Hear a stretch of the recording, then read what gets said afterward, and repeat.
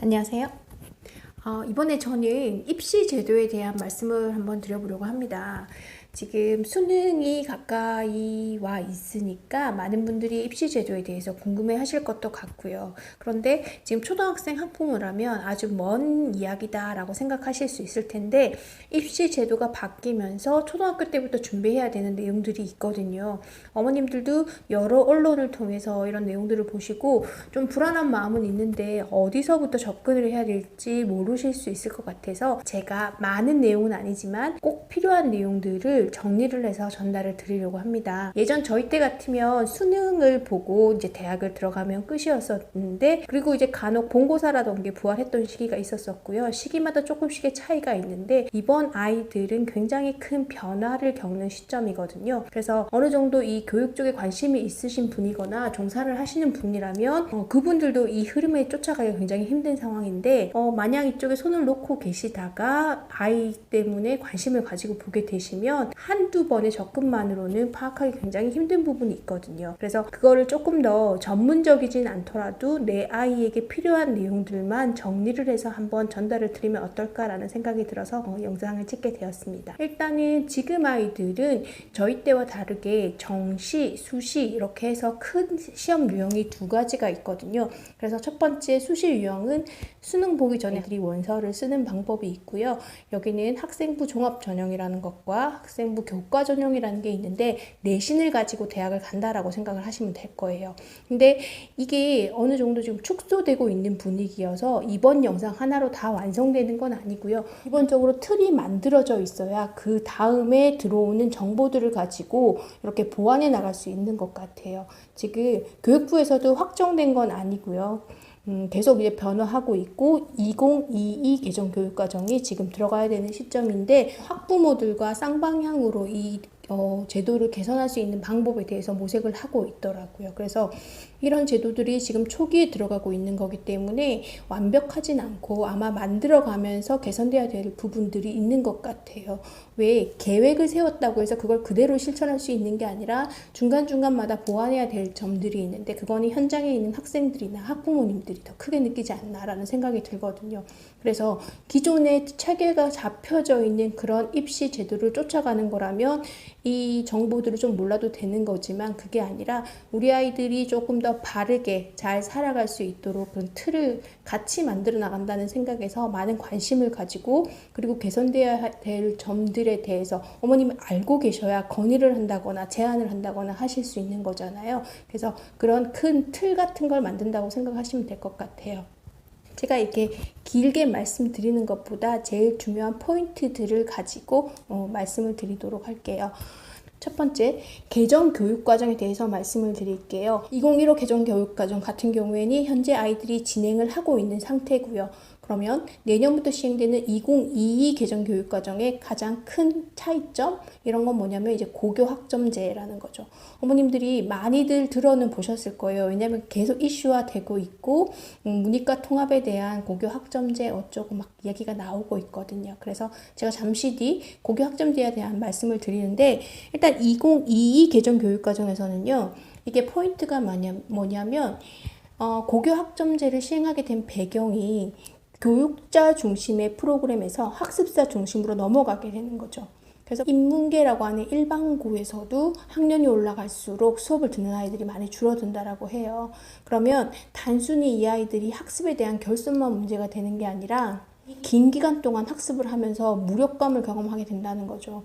솔직히 공부는 잘할 수도 있고 못할 수도 있는 거잖아요. 근데 이 아이들이 많은 걸 느끼고 깨달아야 되는 학창 시절에 그저 한 줄 세우기에 급급한 그런 교육 프로그램으로 인해서 많이 힘든 거죠. 학생의 본분은 공부가 맞긴 하지만 이 공부도 재능과 어느 정도의 소질이 있는 아이들이 있는데, 그렇지 않은 아이들은 너무 한 방향으로 몰아갔던 거죠. 그리고 학교에서는 또 나름 진학률이라던가 이런 걸 신경을 써야 되기 때문에 부족한 아이들보다는 잘하는 아이들의 포커스를 맞춰서 나갈 수밖에 없는 상황이고, 이게 진행이 되면 될수록 부족한 아이들은 점점 더 많아져서 이게 공교육이 무너진다라는 얘기를 많이들 하셨거든요. 그래서 이번에 가장 큰 취지는 공교육을 살리자 된다라는 것과 교실에서 이제 잠든 아이들, 그런 아이들을 깨워서 이제 함께 나가는 그런 방안으로 채택이 된 것 같아요. 지금도 완벽하지 않은 제도이기 때문에 찬반 의견은 굉장히 많은 편이지만 전반적으로는 선진국에서도 많이 시행되고 있고 바람직한 방향으로 나아가고 있지 않나라는 생각이 듭니다. 두 번째는 그러면 아까 말씀드렸던 2022 개정교육과정에서 가장 중요한 고교 학점제에 대해서 말씀을 드릴 건데요. 저희가 대학 때 과목을 선택을 해서 이렇게 신청을 한 다음에 수강 신청을 한 다음에 학점을 해서 몇 학점 이상이면 졸업을 할 수 있는 그런 제도가 고등학교에서도 하겠다라는 이야기거든요. 근데 모든 과목을 학생 재량에 맡겨주는 건 아니고 저희도 생각을 해보면 전공 필수라는 게 있고 전공 선택이라는 게 있고 교양 선택이라는 게 있고 이렇게 다양하게 있었던 것처럼 아이들한테도 필수 위주 과목이 있고 그러지 않고 선택해서 일반 교과에서 선택할 수 있는 것도 있고 전공에서 선택할 수 있는 것들도 있어서 이것들이 다 합쳐졌을 때 몇 학점 이상, 그러니까 192학점 이상을 이수를 하면 졸업을 할 수 있게 된다는 거죠. 근데 고교 학점제 자체는 이해가 어렵진 않으실 거예요. 근데 여기서 좀 세분화 들어간 게 뭐냐면 점수를 계산하는 방법이 좀 다르다는 게 문제가 되는 거거든요. 지금 초등학교 학부모님들 같은 경우에는 학생들이 거의 시험을 보지 않고 혹은 수시평가라든지 그 담임 선생님 재량껏 그렇게 이제 시험을 보는 게 있고 중학교 같은 경우에는 중1은 자유학년제고 그리고 중2, 3부터 시험을 보기 시작하는데 이때는 아이들이 절대평가의 형태로 평가를 보게 되거든요. 그래서 90점 이상이면 무조건 A를 받고 80점 이상이면 B. 고등학교 같은 경우에는 내신 등급이 1등급부터 9등급까지 있는데 얘네의 형태가 이렇게 뭐 100%로 딱 나눠서 구등분을 하는 게 아니라 양끝단은 굉장히 작고 가운데가 좀 볼록한 형태로 중간 그룹이 굉장히 많고요. 그 다음에 상위권, 최상위권 아이들과 최하위권 아이들이 굉장히 적은 수로 이렇게 이루어져 있거든요. 근데 이번에 이제 고교 학점제가 진행이 되면서 필수 과목들은 이렇게 등급제로 점수를 채점을 하고 이렇게 평가를 하고 그러지 않고 선택을 하는 것들은 절대평가로 평가를 한다라고 얘기를 합니다. 이게 어떤 차이가 있냐면 등급제는 정확히 등급이 나눠져야 돼요. 그래서 시험 난이도가 어느 정도 배분이 되어야 되고 잘한다 못한다 저희가 생각할 수 있는 그 정시 기준처럼 1등부터 이렇게 그 순서대로 점수가 나가게 되는 건데 교과 선택이라든지 전공 선택 같은 경우에는 결과 중심이 아니라 과정 중심의 학습이거든요. 이전에 했던 것과 굉장히 달라지는 시점이고 2021학년도 올해 수능이 처음으로 문이과 통합으로 진행이 됐었어요. 그러다 보니까 예전에는 문과 유형, 이과 유형 이렇게 나눠서 시험을 봤다면 이번에는 그러지 않고 아이들이 선택한 과목으로 인해서 평가를 보게 되는 거라 굉장히 관심을 가지고 보게 되고 이게 이제 결과가 어떻게 나올지에 따라서 이제 또 공청회라든지 이런 걸 열어서 제대로 보완할 수 있게끔 그렇게 되어 가게 될 거거든요. 그래서 그 깊은 것까지 알지는 못하더라도 지금 흐름은 어떻게 되어가고 있는지는 알고 있어야 되지 않나라는 생각이 듭니다. 그럼 고교 학점제에서 가장 주의할 점은 무엇인가 라고 말씀을 하시면 지금 고교 학점제고 아이들의 입시 제도는 수시 아니면 정시로 가게 되어 있거든요. 근데 수시 같은 경우에는 학생부 종합전형이라는 것과 그 다음에 학생부 교과전형이라고 해서 내신만 이제 전문으로 보는 건데 이게 말이 많고 탈이 많다 보니 학생부 종합전형은 점점 줄어드는 추세고 그리고 그 수능이라고 할 수 있는 정시가 비중이 이제 늘어나고 있는 그런 시점이거든요. 그런데 만약에 수시로 시험을 보게 돼서 내신이 중요한 아이들은 내신이 아까 말씀드렸다시피 절대평가도 있고 상대평가도 있다고 말씀드렸잖아요. 근데 아이들의 내신을 가지고 판가름 할 수 있는 건 상대평가거든요. 그러면 그 상대평가가 주로 이루어지는 게 고1이라는 거죠. 그래서 어느 학년보다 고1 때 집중할 수 있도록 그런 시스템이 바뀌고 있고 고교 학점제로 들어가면서 과목을 선택을 해야 되는 건데 그러면 내가 뭘 듣고 싶은지 어떤 쪽으로 관심이 있는지가 미리 정해져야 된다는 거죠. 그래서 저희가 주의할 점은 뭐냐면 고등학교를 들어가기 전에 우리 아이가 어떤 진로를 갈 건지 정확하게 뭐 무슨 과까지는 아니더라도 뭐 상경 계열로 가겠다든지 어문 계열로 가겠다든지 아니면 의학 계열로 가겠다든지 법학 계열로 가겠다든지 그런 계열 정도는 정하고 들어가셔야 고2, 고3 때 과목은 고1 여름방학 이후에 선택을 할 수 있도록 그렇게 지금 맞춰져 있더라고요. 그래서 고등학교 가서 성적이 잘 나오면 이걸로 가야지라고 하면 늦으실 것 같고, 일단은 그 전에 어떤 포지션으로 갈 건지를 연구를 하는 게 필요할 것 같습니다. 그리고 이제 자유학년제 중1 같은 경우에는 현재 자유학년제거든요. 초반에 시행했을 때는 자유학기제라고 해서 한 학기만 진행을 했었는데, 지금은 거의 대부분의 학교가 1년을 자유학년제라고 해서 수업보다는 진로와 적성을 찾을 수 있는 그런 다양한 수업들로 맞췄는데, 이게 원래도 좀 지켜지기 힘들었던 경향이 있었었고, 그리고 이제 코로나로 인해서 바깥 활동이라든지 이렇게 많은 제약이 있다 보니까 학생들이 이 시기를 제대로 누리지 못하고 가는 것들도 있어서, 이번 얼마 전에 있었던 공청회를 통해서 자유학년제의 자유 선택에 들어가는 그 시간들을 좀 줄이겠다라는 얘기가 나오더라고요.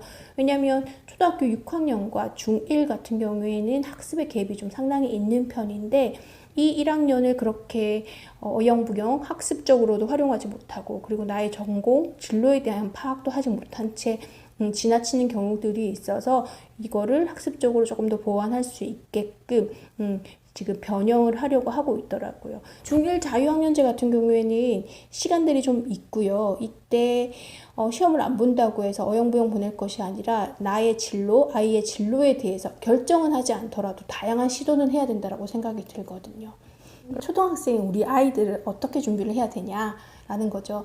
입시 제도는 계속 바뀌고 있고, 그거에 포커스를 맞추다 보면 이도 저도 아닌 상황이 되는 거예요. 그래서 초등학생들 같은 경우에는 현재 초등학교 6학년인 아이들이 2022 개정교육과정의 첫 스타트라고 볼 수 있거든요. 고교 학점제라는 게 지금까지 계속 시행이 되고 있고, 근데 본격적으로 시행된 게 아니라 이렇게 조금씩 수정되는 방안이었고, 본격적으로 시작되는 거는 이 아이들이 고등학생이 되는 그 시점이거든요. 수시 전형이든 그 다음에 정시 전형이든, 전형은 조금씩 확대되거나 축소되거나 변화는 있을 수 있을 것 같아요. 지나치게 입시에 기울어서 우리 아이는 뭐 학종으로 가기 위해서 이 스펙이 필요로 해 라는 그런 선택은 잘못될 수 있다는 거죠. 그래서 기본 과정에 충실하고, 그리고 가장 필요한 능력이 자기주도 학습 능력이라고 생각이 들거든요. 앞으로의 입시 제도는 이건 분명한 것 같아요. 그래서 어떤 교육과정, 어떤 변화가 오더라도 꾸준히 끝까지 지켜갈 수 있는 것들을 어머님들이 소신을 가지고 아이들에게 지도를 하셔야 되지 않나라는 생각이 듭니다.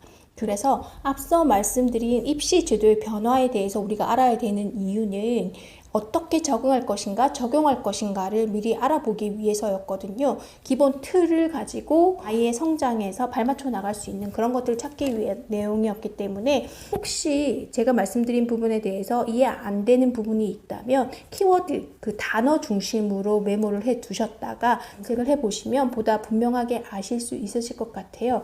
굉장히 이 양이 많은, 방대한 양을 제가 짧은 시간에 전달을 드리다 보니까 조금 전달하는 부분에 있어서 미흡한 부분이 있을 수도 있지만, 아래 설명 보기, 그 더보기를 눌러보시면 거기 설명에 필요한 용어들에 대한 것들을 제가 써놓을 테니까요.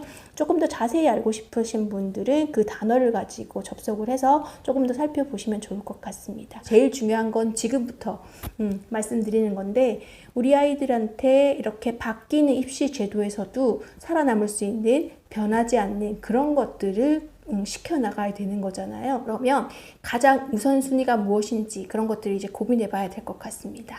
제가 그걸 말씀드릴게요.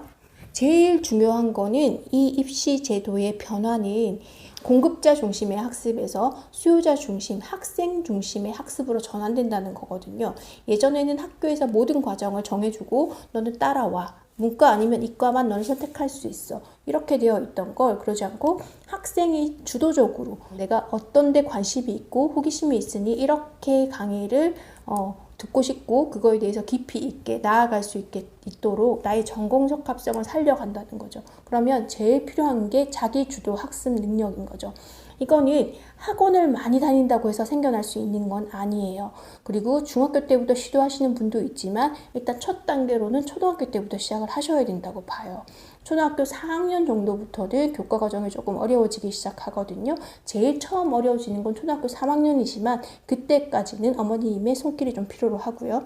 그랬을 때 어머님과 함께 번갈아 가면서 계획을 세워보시고, 그리고 초등학교 4학년부터는 아이가 스스로 할 수 있도록 조금씩 이렇게 접근해 나가면서 적어도 초등학교 6학년 정도에서는 자기가 계획을 세워서 이렇게 수정할 수 있는 그런 기회들을 주셔야 될 것 같아요. 요즘 아이들 보면 그럴 기회조차 없이 학원들을 너무 많이 돌고 있는 것 같거든요. 근데 긴 입시라는 이 학습 과정을 봤을 때 과연 그게 얼마나 효과적인가, 아이들이 스스로 자기주도 학습 능력을 키워갈 수 있는 게 가장 필요할 것 같고, 이거는 짧게 입시만으로 끝나는 게 아니라 긴 인생을 살아가는 데 있어서도 가장 중요한 자양분이라는 생각이 듭니다. 그래서 두 번째는 학습에 있어서 제일 중요한 거, 부모님들도 많이 아시겠지만 수학 중요하거든요. 대학 갈 때 입시 제도가 바뀌어도 변수는 수학에 있는 것 같긴 합니다. 하지만 수학을 잘하기 위해서는 단순 연산 능력이 아니라 언어 능력, 그러니까 문해력이라는 게 뒷받침이 돼야 되거든요. 그래서 저는 두 번째로는 책 읽기, 독서를 말씀드리고 싶어요. 이거에 대한 세세한 내용은 제가 굳이 말씀드리지 않더라도 충분히 이해하실 거라고 생각이 들고, 그 다음 세 번째 같은 경우에는 두 번째와 세 번째를 같이 보셔도 되는데 쓰기 능력이라고 생각이 들거든요. 예전에는 아이들이 객관식 시험, 이렇게 등수를 서열화하는 그런 시험에 많이 노출된다면 이제 이 아이들은 그렇지 않게 되거든요. 결과 중심이 아니라 과정 중심의 학습이기 때문에 어느 때보다 내가 알고 있는 걸 전달하는 능력이 필요로 해요. 그러려면 물론 말하는 것도 중요하지만 그것들을 하기 이전에 쓰는 능력이 더 우선이 된다고 생각을 합니다. 국영수 중심의 교과 학습 중요하고요. 그리고 나머지 학습은 학교 수업을 잘 듣는 것, 그리고 특별히 다른 걸 더 추가해서 내가 한국사 자격증을 딴다거나, 그리고 통합사회, 통합과학에 대한 영역을 더 넓혀간다거나, 지금 당장 중요한 건 아니거든요. 그래서 학교 수업을 철저하게 완벽하게 내 것으로 소화할 수 있는 그런 능력들이 어우러졌을 때 이 입시 제도에서 좋은 성과를 이루어질 수 있지 않을까라는 생각이 듭니다. 간단하게 전달을 드린다고는 했는데 어떻게 이해가 되실지는 모르겠고, 부족하나마 도움이 되는 분들이 있었으면 좋겠습니다. 시청해주셔서 감사합니다.